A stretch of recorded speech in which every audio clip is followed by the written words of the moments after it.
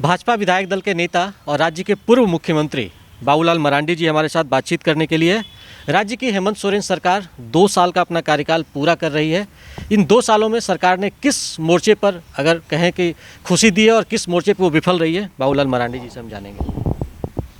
देखिए, सरकार के इन 2 वर्षों में हमें तो लगता है कि इस राज्य की जनता को बड़ी दुखी किया है। विकास की कोई एक कदम भी जिसको कहते हैं गाड़ी आगे बढ़ी नहीं।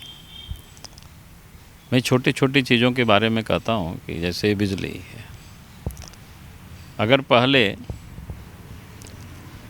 कहीं 20 घंटा बिजली रहती होगी पूर्व के कार्यकाल में, तो 20 से 21 घंटा किए होते तो हम समझते कि ये एक कदम आगे बढ़ा या कुछ हुआ है, लेकिन वो हुआ नहीं, बल्कि उल्टा हो गया, रिवर्स हो गया। सड़क के मामले में भी देखें, कहीं अगर कोई सड़कें बनी होती, चलो बनाए नहीं पा रहे थे, कोरोना में समझ सकते थे, पैसा कम था, तो पुरानी जो बनी हुई सड़कें थी, जो टूट गया था, इसकी भी मरम्मत करते, तो वो भी नहीं हुआ। विकास की केंद्र के भी कई सारी योजनाएं थी, प्रधानमंत्री ग्राम सड़क योजना हो या फिर मनरेगा हो, जो केंद्र सरकार पैसा देती है ग्रामीण मंत्रालय को, तो उसमें भी अगर सरकार की बजट ही देखेंगे तो बहुत कम उसमें से खर्च हुआ। जहाँ लोग काम किया उन लोगों को भी अभी तक पेमेंट नहीं मिला है।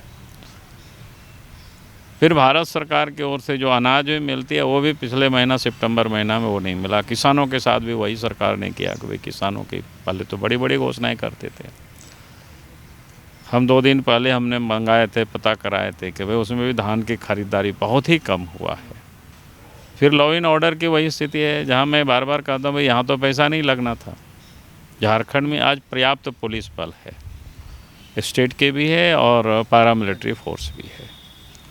चाहती सरकार तो लॉ एंड ऑर्डर को और बेहतर कर सकती थी पिछले सरकार की तुलना में, लेकिन बेहतर नहीं हुई बल्कि और गड़बड़ हो गई। नौजवानों ने जो रोज़गार की आस में थे, जिन लोगों की एग्ज़ाम भी हो गया था, सभी प्रकार की फॉर्मेलिटीज़ पूरी हो गई, तो अभी तक उन लोगों को नियुक्ति पत्र चाहती तो सरकार वो दे सकती थी।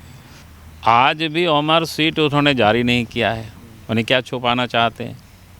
भाई आप तो एग्ज़ाम दे दिया बच्चे, आप ओमर सीट तो जारी कर दीजिए, बच्चे देख पाएंगे, जान पाएंगे कि भाई किसको कितना नंबर आया है, तो वो भी नहीं कर रहे हैं। इसलिए बच्चे मांग कर रहे हैं कि भाई आप एग्ज़ाम को रद्द करिए, पूरे मामले को CBI से जाँच कराइए। जिसको आपने चेयरमैन बना रखा है उसके ऊपर आर्थिक मामले शायद कोर्ट में भी चल रहा है, तो ऐसे व्यक्ति को क्यों बैठा है, उसको हटाइए।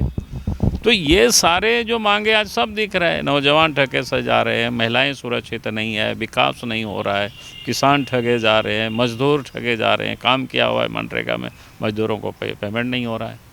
तो ये जो राज्य में स्थिति है, अब कोई ऐसे विषय लगता ही नहीं। भारत सरकार की योजना है, प्रधानमंत्री नरेंद्र मोदी जी कहते हैं कि नल से जल लोगों को उपलब्ध कराना।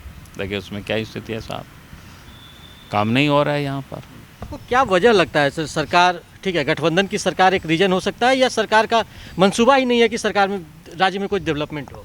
नहीं, मैं कहूँगा कि सरकार के मंसूबा ही नहीं है। सरकार काम करने में नहीं, कमाने में विश्वास करते हैं।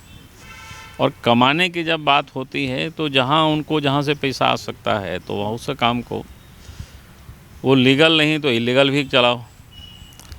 जो भी सामूहिक विषय होता है, जो राज्य की जनता जो त्राहिमाम कर रही है, अब उस पर सरकार चर्चा ही करना नहीं चाहती है, उससे सरकार भागती है। एक तो कम समय का सत्र होता है, फिर इसी प्रकार के मामलाएं चलती रहती है, तो चर्चा नहीं हो पाती है, तो जनता की आवाज़ को दबाने की कोशिश करती है। तो हम बाबूलाल मरांडी जी से बात कर रहे थे, जिन्होंने साफ तौर पर कहा कि किस तरीके से जो राज्य सरकार है वो हर मोर्चे पर पिछले 2 सालों में विफल रही है, और पिछले सरकार में जो काम हुआ था उससे बल्कि एक पायदान राज्य और पीछे चला गया है। अपने सहयोगी सरिता के साथ मैं दिवाकर कुमार, दूरदर्शन समाचार, रांची।